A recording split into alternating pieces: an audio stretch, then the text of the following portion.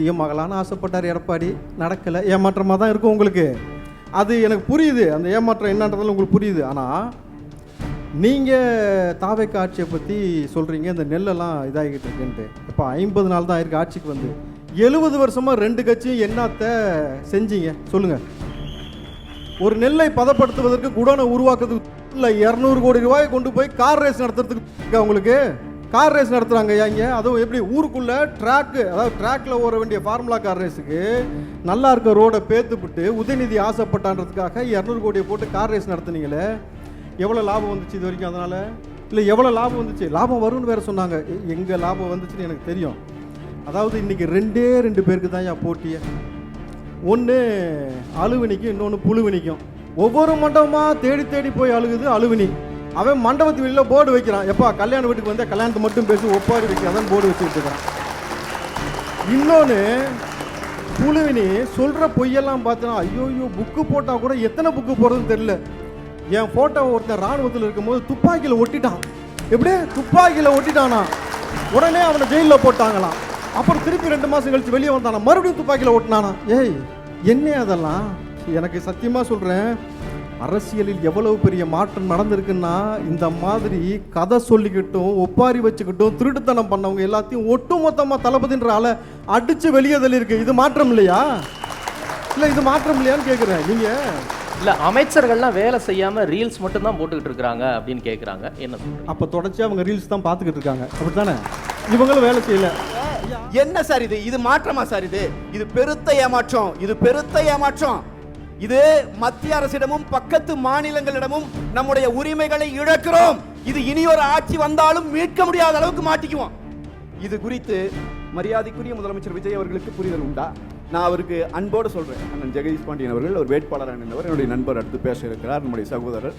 உங்களால் முடிந்தாலும் சொல்லுங்கள், இல்லை என்றால் இந்த நிகழ்ச்சியை பார்க்கிறவர்கள் யாராவது முதலமைச்சருக்கு சொல்லுங்கள், தயவு கூர்ந்து மீண்டும் ஒரு 50 ஆண்டுகளுக்கு பின்னால் தமிழ்நாட்டை எடுத்து போவார். காட்சி கெளியன் கடுஞ்சொல்ல நல்லனேல் மீக்கூறு மக்கள் நிலம் சொல்லி இருக்கிறது, தமிழ் சொல்லி இருக்கிறது, வழிகாட்டி இருக்கிறது. ஒரு தலைவனுக்கான வழிகாட்டல் காட்சி கெளியனாக இருக்க வேண்டும். அவர் சாப்பாடு கொண்டு வந்துடுறாரு, அங்கேயே சாப்பிட்றாரு. அது தாவேக்காவை நேசிக்கிறவர்களுக்கு அது போதுமானதாக இருக்கலாம். அவங்களுக்கு அதே நிம்மதி. அப்பா பாரு சாப்பாடு கொண்டு வர்றாரு, ஏன்னா அவர்கள் அவரை விரும்புகிறார்கள், தவறில்லை. ஒவ்வொருவரும் ஒவ்வொரு தலைவரை விரும்புகிறோம். அந்த தலைவரை பற்றி புகழ்பாடுவதில் எல்லாருக்கும் ஒரு விருப்பம் இருக்கும். ஆனால் அதை தாண்டி ஒரு தலைவராக அவர் தன்னுடைய பணிகளை தொடங்கவும் இல்லை, செய்யவும் இல்லை. அதே போல் நான் உங்களுக்கு ஒன்று சொல்கிறேன், இந்த அமைச்சர்கள் பண்ணிட்டு இருக்கிறது ரொம்ப மோசம், ரொம்ப ரொம்ப ரொம்ப மோசம். 2 வருஷம் செஞ்சால் பயிற்சி, ஒரு 5 வருஷம் எடுத்தால் முயற்சி, 15 வருஷமாக ஒன்றுமே சீண்டாமல் ஒருத்தர் போட்டு உக்காச்சிருந்தாங்கன்னா, ஐயா 15 வருஷமாக ஒரு இடத்துல அப்படியே கிடந்துச்சுன்னா அது போனோம். புரியுதுங்களா? ஸோ மாற்றம் எந்த அளவுக்கு நிகழ்ந்திருக்கு? அவங்களுக்கு 8லேருந்து 4 மாறி இருக்கு. பெரிய மாற்றம் தானே. இங்கே எந்த அளவுக்கு மாறி இருக்கு? திமுகவில் ஸ்டாலின் அவர்கள் கூட எம்எல்ஏவாக ஜெயிக்க முடியல. சரி, நான் வேணா ஒரு ஓப்பன் சேலஞ்சு திமுகவுக்கு, ஸ்டாலின் அவர்களுக்கு, உதயநிதி அவர்களுக்கு வைக்கிறேன். இடைத்தேர்தல் வருதுல்ல, ஸ்டாலின் அவர்கள் நின்று ஜெயிச்சிருங்க பார்ப்போம். நீங்கள் நின்று இந்த முறை தளபதியுடைய ஆட்சியில் நீங்கள் ஜெயிச்சு காட்டுங்க, நான் உங்களை பேசுறது நிப்பாட்டிக்கிறேன். முடியுமா? நிற்பதற்கு உங்களால் முடியுமான்னு நான் கேட்குறேன். சார், இது தமிழ்நாடு என்பது தளபதி விஜயின் கோட்டையாக மாறிடுச்சு. எப்போவோ நீங்கள் காலங்காலமாக கொள்ளையடிச்சு சாராயம் கொடுத்து காசு கொடுத்து சாதி பார்த்து நீங்கள் ஆடு மாடுகளை பட்டியல் அடைக்கிற மாதிரி அடைச்சி நீங்கள் செஞ்சு வச்சுட்டு பார்த்தீங்களா, அந்த ஃபார்முலாக்கெல்லாம் இனிமேட்டு வேலையே கிடையாது சார். வாய்ப்புக்கு நன்றி கூறி விடைபெறுகிறேன். நன்றி, வணக்கம். நாங்கள் நல்லாட்சி செய்தோம் என்று இவர்களால் சொல்ல முடியுமா? சத்தியமாக சொல்ல முடியும் சார். மக்களுக்கு கேட்கல, என்ன செய்யறது? நான் சொல்கிறேன் சார், நாங்கள் 2011லேருந்து 21க்குள்ளே சார் 17 மருத்துவக் கல்லூரி தமிழ்நாட்டில், 11 மருத்துவக் கல்லூரி எடப்பாடி பழனிசாமி என்கிற ஒரே ஒற்றை மனிதன் முதலமைச்சராக இருக்கும்போது இந்தியாவின் அரசியல் வரலாற்றில் எந்த மாநிலத்திலும் எவனும் சாதிக்கல. 11 மெடிக்கல் காலேஜ் ஒரே ஆட்சி காலத்தில். 7.5 விழுக்காடு உள்இட ஒதுக்கீடு. நான் உங்களுக்கு சொல்றேன், நல்லாட்சி தந்தோம். நான் சொல்றேன், ஆயிரக்கணக்கான குடிசை வீட்டு பிள்ளைகள் இன்றைக்கு டாக்டர் ஆயிட்டு இருக்கிறாங்கன்னா எடப்பாடி பழனிசாமி என்கிற அந்த ஒற்றை மனிதர் கொடுத்த அந்த ஒற்றை சட்டம். பாதுகாக்கப்பட்ட வேளாண் மண்டலம். நீங்க எங்க நெல்லை கருக விட்டுட்டு இருக்கிறீங்களோ, எங்க நெல்மணிகளை நீங்கள் நாசப்படுத்திட்டு இருக்கிறீங்களோ, அந்த மண்டலத்தை மீத்தேன் ஆய்வில் இருந்து காப்பாற்றி பாதுகாக்கப்பட்ட வேளாண் மண்டலம் நாங்கள் கொடுத்தோம், நல்லாட்சி கொடுத்தோம். நான் சொல்றேன், நீங்க ஆட்சிக்கு 50 நாள் தான் சார் ஆச்சு. கருத்து சொல்றாங்கிறதுக்காக எத்தனை பேர் கைது பண்றீங்க சார்? மாரிதாஸ் ஏன் சார் கைது பண்ணீங்க? நான் கேட்கிறேன், என்ன காரணத்துக்கு கைது பண்ணீங்க? தப்பா பேசிவிட்டா, தப்பா பேசிட்டா வழக்கு போடுங்க, வழக்கு நீதிமன்றத்தில் நடக்கட்டும். நீதிபதி தவறு குற்றம் என்று சொன்னால் அவருக்கு தண்டனை கொடுங்க, மாற்று கருத்து இல்லை. ஆனால் பேசுகிறவர்களை, எழுதுகிறவர்களை கைது செய்து சிறையில் அடைப்பதுதான் உங்களுடைய ஆட்சியின் நடைமுறைனா எங்க சார் மாற்றம்? அப்போ இது ஒட்டுமொத்தமாக ஏமாற்றமாக இருக்கிறது.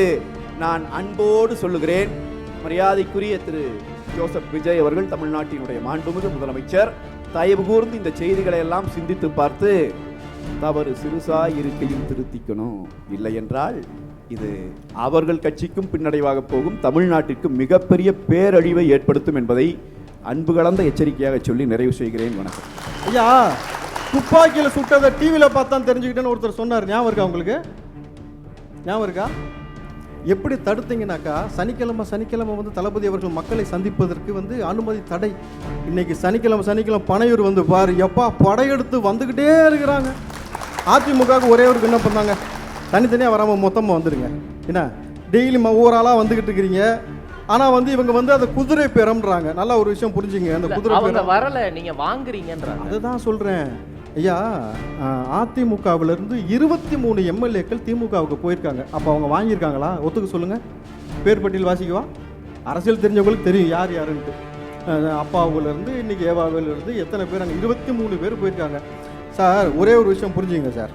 ஒரு ஸ்கூலில் மாணவன் போய் படிக்கிறான், அந்த ஸ்கூலில் வந்து மேனேஜ்மெண்ட் சரியில்லை, அந்த ஸ்கூலில் வந்து வாத்தியார் சரியில்லை, பிள்ளைகளை வந்து தவறாக வழி நடத்துகிறாங்கன்னு சொன்னாக்கா அந்த ஸ்கூல்லேருந்து வேறு ஸ்கூலுக்கு மாணவர்கள் போய் சேருவது இயல்பு. ஆனால் இங்கே ஹெட் மாஸ்டர் யார்? தளபதி விஜய். இங்கே நீ சேட்டை பண்ண முடியாது, தப்பு பண்ண முடியாது, அதற்கான வாய்ப்பே கிடையாது. இன்றைக்கு அரசியலுடைய எதிர்காலம் தொலைஞ்சு போச்சு. திமுகவும் அதிமுகவும் ஒன்று சேர்ந்து ஆட்சி அமைக்க பார்க்குதுன்னு அவங்க குற்றம் சொல்லிட்டு வராங்க. சார், எவ்வளவு கேவலம் சார் இது! எவ்வளவு இது பதவி வெறியா, ஆணவ வெறியா, இது என்ன வெறின்னு உங்களுக்கு புரியல பாருங்களேன். நான் ஒன்று சிம்பிளாக மட்டும் முடிச்சிடுறேன் சார். இந்த வீடியோ எல்லாம் ரொம்ப வைரலான வீடியோ, சும்மா ஒரு 12 செகண்ட் இதை நீங்கள் போடணும் கண்டிப்பாக. 26ல நிப்பாரா, அடிப்பாரா, நேரா போய் முதலமைச்சர் சீட்ல உட்காருவாரா. நாங்க 75 வருஷம் கட்சி நடத்திட்டு குச்சி ஐஸ் வாங்கிட்டு சப்பிட்டு போறதுக்கடா நாங்க கட்சி நடத்துறோம். சரிண்ணா, திமுக குச்சி ஐஸ் வாங்கி தரவா? சாப்பிட்றியா? நாகரிகமாக பேசுகிறேன்னா சார்? இல்லை, நான் நாகரிகமாக தான் பேசுவேன். ஏன்னா 75 வருஷம் கட்சி நேராக வருவாராம், சிஎம்மாக இருப்பாராம், நாங்கள் குச்சி ஐசி வச்சு. இப்போ எங்கே உக்காந்துருக்காருன்னு தெரியல, நிறைய குச்சி ஐசி வாங்கி கொடுத்துருக்காங்க போட்டுருக்கு நம்ம பசங்க. ஆளை காணோம் சார், வெளியில் பார்க்க முடிஞ்சு. சார், நீங்கள் மெரினாவில் ஏர் ஷோ 5 பேர் கொண்டுட்டாங்க அப்படின்னு நான் குற்றம் சுமத்தினா ஒத்துப்பீங்களா? அந்த சாவுக்கு உதயநிதியும் முன்னாள் முதலமைச்சராக இருந்த ஸ்டாலின் அவர்கள் தான் பொறுப்பேற்கணும். அவங்க தான் கொண்டுட்டாங்க. நான் சொன்னா நீங்கள் ஒத்துப்பீங்களா? சொல்லுங்கள் சார். அன்னைக்கு மக்கள் அங்கேருந்து பீச்சிலேருந்து ரோட்டுக்கு வரதுக்கு 3 மணி நேரம் இருக்குது. ஆனால் 5 பேர் செத்து போனதுக்கப்புறம் அவன் தகவல் என்ன, யார் என்னன்னு தெரியல. இது வரைக்கும் நீங்கள் அரசாங்கம் அவங்களுக்காக என்ன இருக்கீங்க? ஆனால் கரூரில் நீங்கள் செஞ்ச சதியினால என் மக்கள் இறந்து போன நபர்களுக்கு இன்றைக்கு வேலை தருவதற்காக முதலமைச்சர் தளபதி விஜய் அவர்கள் முடிவெடுத்திருக்கிறாரு. உனக்கு எனக்கு என்ன மாற்றம்னு உனக்கு புரியுதா? தவறு நீ செஞ்சது. ஆனால் அவர்களுடைய வாழ்வாதாரத்தை காப்பாற்றணும் தளபதி முயற்சி இருக்கிறாரு.